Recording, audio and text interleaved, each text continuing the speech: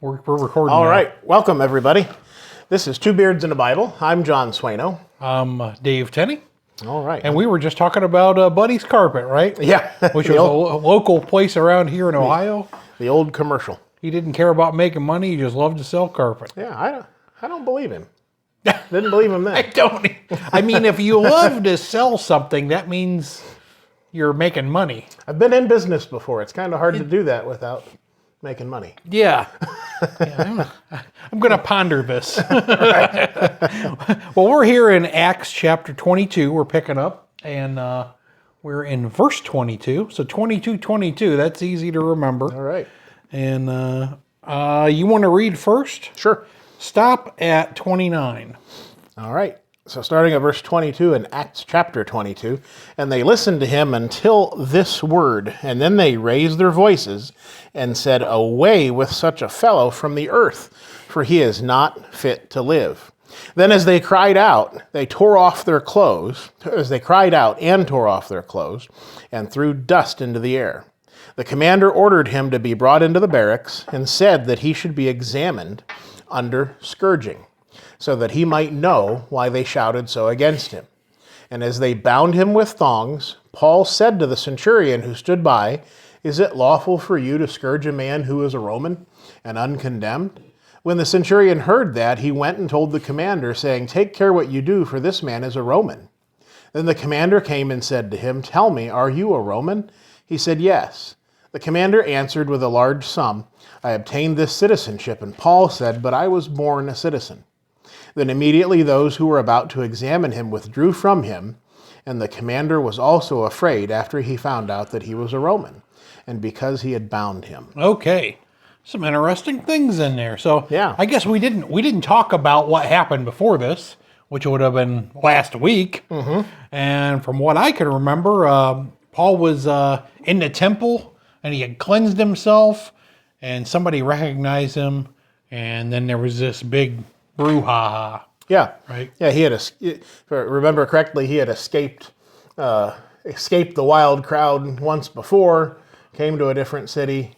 Yeah. And he was basically going through the motions, if you will, of that cleansing, so that he could then have the ear of the people in that city. Yeah, and then he told his story, but then at the end of his story, he said, "Oh, I'm going to go to the Gentiles," and that's when people went crazy. Yeah. And it says that they listened to him until this word, which was depart, and this is Jesus speaking, "Depart, for I will send you far from here to the Gentiles." So they listened to Paul until he said that, and then they went nuts. Yeah. Yeah, Paul was recounting the words that Jesus had said to him, right? Yeah. John, have you ever been so mad that you tore your clothes and picked up dirt from the ground and threw it in the air? That's what I was discussing or as I said earlier, I was reading this in the car, waiting for my kids to get out of a lesson. And I was talking to the two kids that were in the car with me, and I said, "Doesn't this paint a strange picture in your mind? Can you imagine these grown people, tearing their clothes off and throwing dust into the air?" And then I was thinking, does that really mean they were picking up handfuls of dust and throwing it in the air? Or does that mean as they were coming at him, they were kicking up a cloud of dust? I don't know. I mean, it's a much more interesting picture if they were throwing dust in the air. It says they tore off their clothes and threw dust into the air. I guess it could mean either thing. Yeah, I mean, I do have a note here that it says literally through. So I guess that answers the question. But that's a picture. These are crazy people. Yeah, it makes you think of animals. Yeah. You'd see animals in the wild doing crazy things like that. Yeah, absolutely. If you wonder why the Romans thought the Jews were crazy, maybe this is another. Right. It's not just their religion of not working on Saturday. And I mean, even God, as he dealt with his people in the wilderness and so on, there came a time where he realized that they couldn't be reasoned with. Yeah. To some degree. Yeah. I mean, he wanted to be their judge. Yeah. And yet he said, well, This is not going to be good for you, but you asked for it. Yeah. And he gave them judges. Yeah. Where'd you say this coffee was from? It's called Scandinavian Morning Blend. It's good. Oh, good. I think. Very good. Yeah. Well, the Scandinavians do some things right. Yeah, absolutely. Is that where the Swiss Army knife came from? Well, I guess that would be it's close to Scandinavia. Yeah. I don't know. I don't know much about that part of the world. All right, so they're really upset. They've gone crazy. They've lost their mind. So the commander orders that Paul's brought into the barracks, and he's going to be examined under scourging. What does that mean? I'm going to beat you until you admit something. Yes. Yeah, and it's like they're using like a form of torture to get the truth out of somebody. Yeah. And I've always wondered about that because, like, I would think if you were being tortured, you would say whatever you had to make it stop. In many cases, that's yeah. You know? That's the truth. And, that's happened in, if you stay up and watch some of the crime documentaries on late night TV, you hear the accounts of these sorts of things happening. Yeah. Maybe not to the degree of physical torture, although some cases it is. But people get into a situation where they'll just say anything to get out of that particular room at that particular time. Yeah, yeah. I know a friend of mine, his dad told us this. It was one of these Vietnam stories where, they had captured a couple of guys and they took one of them up in a helicopter and threw him out. And the other guy, they said, "Oh, tell us what you know or you're going up next." Yeah. Well, I'm like, I don't know if that would have worked. I would have told them whatever they wanted to know. I'd have made something up right then. Right. Yeah. And I suppose, in this, knowing Paul, I don't think that he would have confessed to anything out of sorts, knowing how the strength that he had. Right. So it would have been a futile attempt on their part. Yeah, I mean, this is the same thing that they did to Jesus. So they're getting ready to basically they're going to torture Paul. Yeah.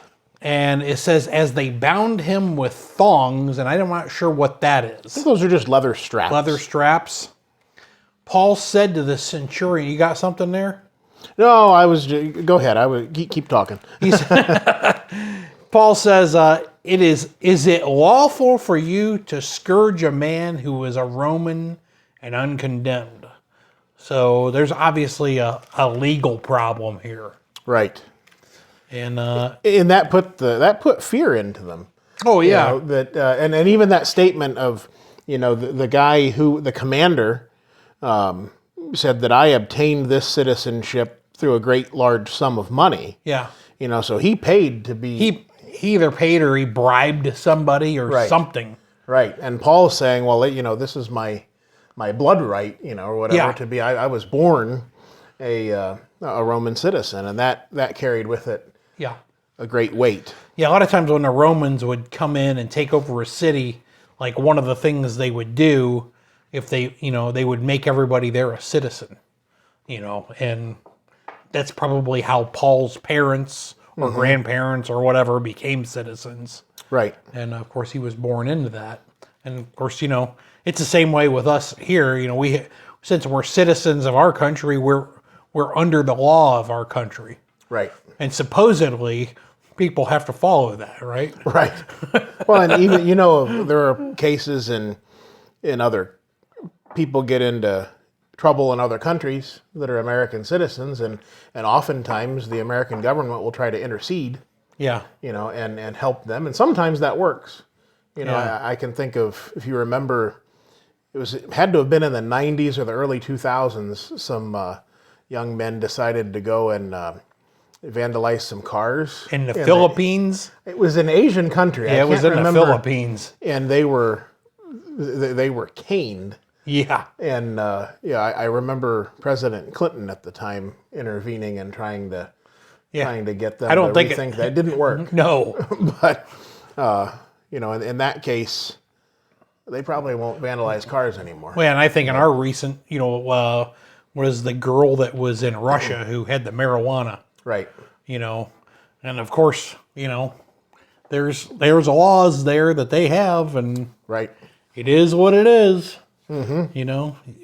Traveler beware. Yeah. When you're in a foreign country, do as the Romans. When in Rome, do Even from state to state, you have to think about the laws.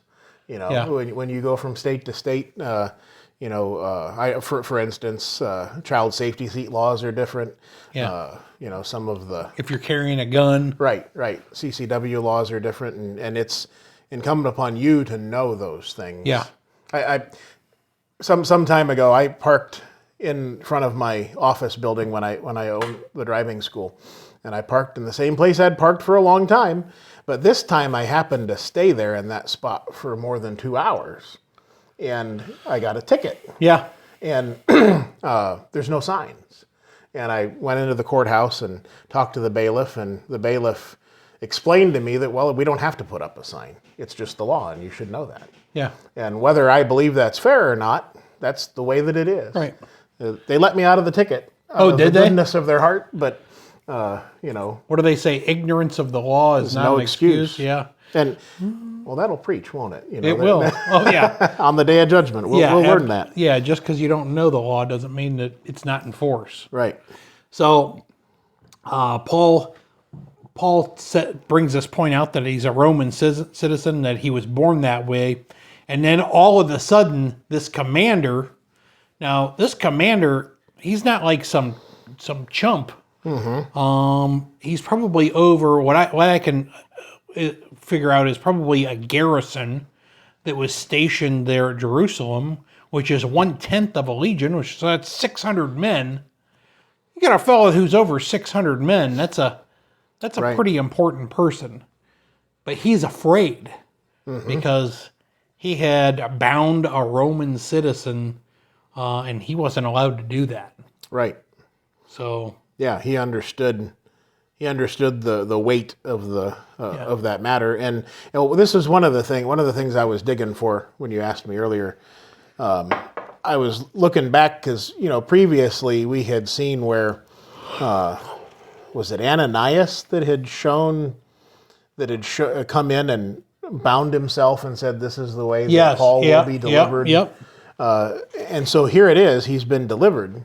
Yeah. But something that That's interesting. When he was leaving those people, and when that had been shown to him, he was, as you mentioned in the last episode, he was sure that he was going to die. If he was going to be brought and bound, that carried with it, stands to reason that it would carry with it, that was going to be his demise. Yeah. But here again, God has promised that he was going to take the message to the Gentiles. And so through all of this, you can sort of start to see God delivering him to that promise. Yeah. There was a plan here. Yeah. Yeah. Yeah. So now I think this guy, this Roman commander, is going to be on Paul's side because he did something wrong. So he's probably going to do everything he can to stay on Paul's good side so Paul doesn't bring some sort of charges against him. Right. I would imagine that's kind of what's going on here. Kind of hoping. Yeah. Because as we read through the next chapter and a half, Right. you see that. This guy, he bends over backwards to help Paul, basically. So I'll read this next section here, and I'm going to start in verse 30, and I'm going to continue on until verse 10 in chapter 23. All right. It says, the next day, because he wanted to know for certain why he was accused by the Jews, he released him from his bonds and commanded the chief priests and all their council to appear, and brought Paul down and set him before them. So now it must be a smaller group. Right? Mm-hmm. Then Paul, looking earnestly at the council, said, men and brethren, I have lived in all good conscience before God until this day. And the high priest Ananias commanded those who stood by him to strike him on the mouth. Then Paul said to him, God will strike you, you whitewashed wall, for you sit to judge me according to the law, and do you command me to be struck contrary to the law? And those who stood by said, do you revile God's high priest? And then Paul said, I did not know, brethren, that he was the high priest. It is written, you shall not speak evil of a ruler of your people. Exodus 22 and verse 22. But when Paul perceived that one part were Sadducees and the other Pharisees, he cried out in the council, Men and brethren, I am a Pharisee, the son of a Pharisee. Concerning the hope and resurrection of the dead, I am being judged.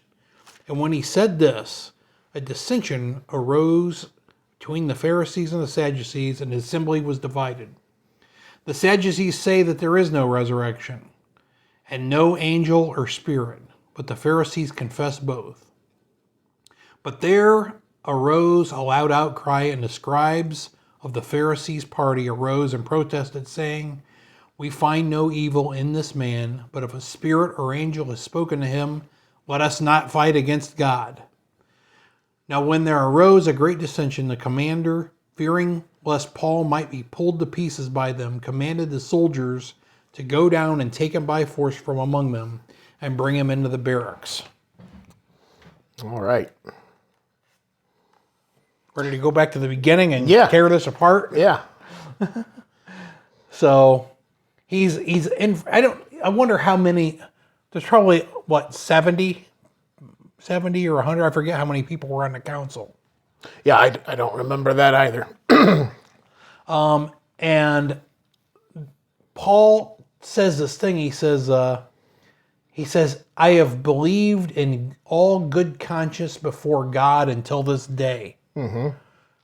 Why did Ananias command him to be hit? Because he's trying to say that he was against God and the things that he's been saying. He would have been on his side, back when he was persecuting the Christians. Yeah. But from there on, that would be the point that I think that, the Pharisees were in disagreement with it. Yeah.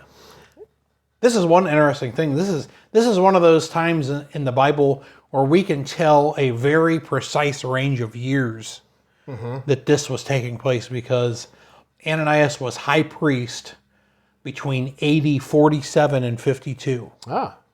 So that's the exact time period this is taking place. Okay. And I also read that during the first Jewish war, he was killed.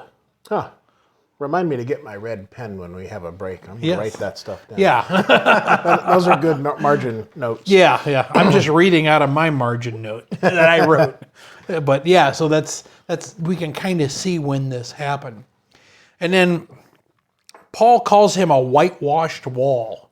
Yeah, that brought me a chuckle when I was reading through that. I mean, that's those are strong words when you stop and think about what he's telling him. You're a hypocrite. Yeah, basically. You're putting on a show. Yeah, for sure. And he was. Yeah, that's exactly what he was doing. Yeah. Ananias didn't. I don't think he gave one bit about God's law. Right. And that's what Paul. I think that's what's interesting. That's what Paul is pointing out here. He says, "You're a hypocrite." He says, "You sit to judge me according to the law." He's talking about the old law. Mm-hmm. And do you command me to be struck contrary to the law? Right. He wasn't allowed to hit him. Right. I mean, that's crazy, man. Right. So then I guess Paul didn't know he was the high priest. Right. So that's pointed out to him. And then Paul apologizes for this. Mm-hmm. Isn't that interesting? Yeah. and that's kind of a novel idea, isn't it? Amongst this company. Yeah. Admitting when you're wrong. That's the whole thing that they need to do. Yep. Repent and turn away from those things. Absolutely. And Paul is a good example of that. Mm-hmm. And he uses a scripture to address that. Mm-hmm. Now there's two groups of people here. The Sadducees and the Pharisees. And here we kind of find out about some of the things that they believe. Mm-hmm. So what do you make? Can you recap those beliefs for us, John? Well, yeah, it says in there that the Sadducees, in verse 8, the Sadducees say that there is no resurrection and no angel or spirit, but the Pharisees confess both. And so I was hoping you'd explain that a little bit. Well, I think the no resurrection thing's easy. Right. The Sadducees just believe that when you die, you're dead. You're done with. Okay. There is no eternal spirit. So you don't think they're... It's not talking about Jesus. Right. They don't believe. They don't believe in Jesus was Jesus. They don't believe in the concept of resurrection at all. That's what it's saying. Like, they don't believe that not just Jesus, but anybody is ever resurrected. So they're like today, the people that are, it's almost an atheist type of a thinking that we're just here and then we're dead. Yeah. And if that's the case, then what are they? And their religion was based off of temporal blessings. Yeah. So I mean, it's kind of pointless when you really when you really come down to it. There's no point in them striving. Yeah. For anything. Yep. And that's the way that's nothing's changed because we still have that happening in the world today. There are people that think that it's useless to try to strive for any kind of religious perfection or knowledge. Yep. Well, and from what I understand, like, they were like the ruling party, the Sadducees. And so it was like most of the influential people were Sadducees. They weren't Pharisees. The Pharisees apparently were a very small minority. They would have been the conservative of the bunch? Yes, the super conservative, super religious. By the book group. Yeah. And of course, so you have the Sadducees that are just aloof and not looking towards the law much at all. Yeah. It would seem. I mean, as you said, dealing with temporal, thinking of temporal things, and then you have the Pharisees that can't get their nose out of the book to see the truth in front of them. Right. They're just laser focused on. Certainly, the Pharisees were a lot closer to where they were supposed to be than the Sadducees were. I mean, and they also seems like the Pharisees, they didn't believe in a spirit or an angel. So they don't. There's a lot of things they don't believe in. Right. Yeah, and that's so they're not believing in the Holy Spirit. Apparently not. And what was that? So you already were talking about the resurrection. Yeah. The resurrection being the after the life eternal after this. I mean, I don't understand. Life. I mean, there are lots of places in the Old Testament where we find, descriptions of angels appearing to people. They just wrote all that off. Yeah. Apparently. Yeah. They said, no, that didn't happen. And that's something that is, we see today. There's a lot of people in the world that, and you and I were, I can speak for myself anyway. I was of one of those groups growing up. That you read these things and then someone will say, "Yeah, but we don't believe that," and you just keep going on, even though it says it right there. Yeah. And so you trust the carnal mind of men or yourself rather than the law. Yeah, absolutely. So they are neither believing in angels or spirits, and they don't believe in a resurrection. But the Pharisees believe both of those things. And Paul was a Pharisee, so he believed those things too, but when he was a Jew. And of course, he knows that there's this difference, and that's why when he says, "I am a Pharisee, the son of a Pharisee, concerning the hope and a resurrection of the dead, I am being judged." When Paul says that, he's speaking to the Pharisees in that group. That's who he's talking to. Right. Do you think he said that to kind of scramble their brains a little bit? Oh, yeah. To help him in that situation, perhaps. Yes. Yeah. So now they're fighting. They're not just fighting with him. They're fighting with each other. And it's interesting here that now the Pharisees are are defending Paul. He says, it says, and the scribes of the Pharisees' party arose and protested, saying, we find no evil in this man.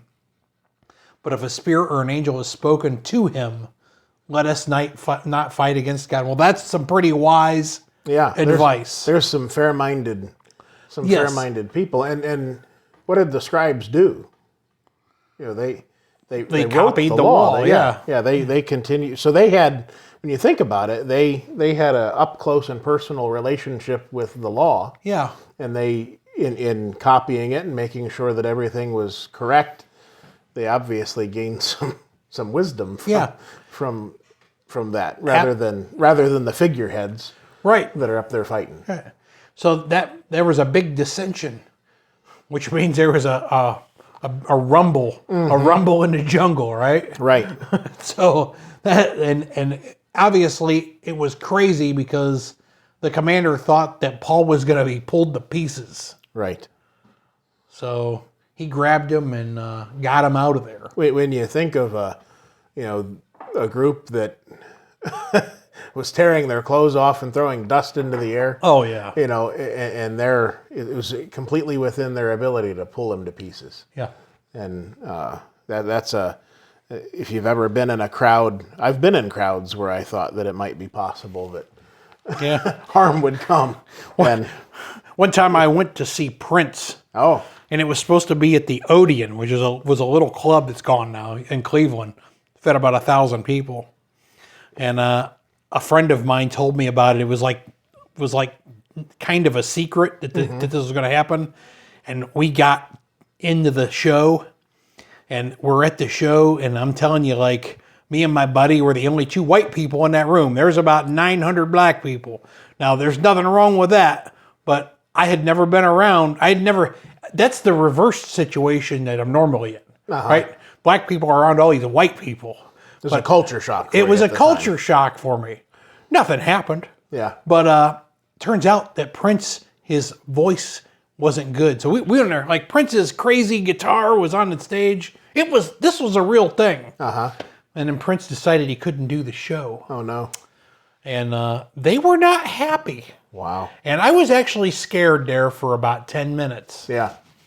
Because we had all paid to get in. When you've got like 900 people who've all paid $35 to get into the show, right, and now Prince decides he's not going to do it, they want their money back right now. Right. Oh yeah. So that's the only time I've ever been in a situation where I was like, oh. Similar situations for me, as you know, I worked at Blossom in security crowd control, and that put me in some places. Yeah. And Blossom's a concert venue. Yeah. Like a big concert venue. Yeah. So that was. So you can kind of see, and at least you and I have something to reference that kind of crowd. Even though I think this crowd was probably a little bit more fierce. These people were sober. They and crazy and wanted blood. Yes. Yeah. John, we better stop there. All right. Well, thanks for joining in. Hopefully, you found something interesting and worthwhile of pondering. Yes. And hopefully you see fit to join us next time. Have a good week. Yep, thanks.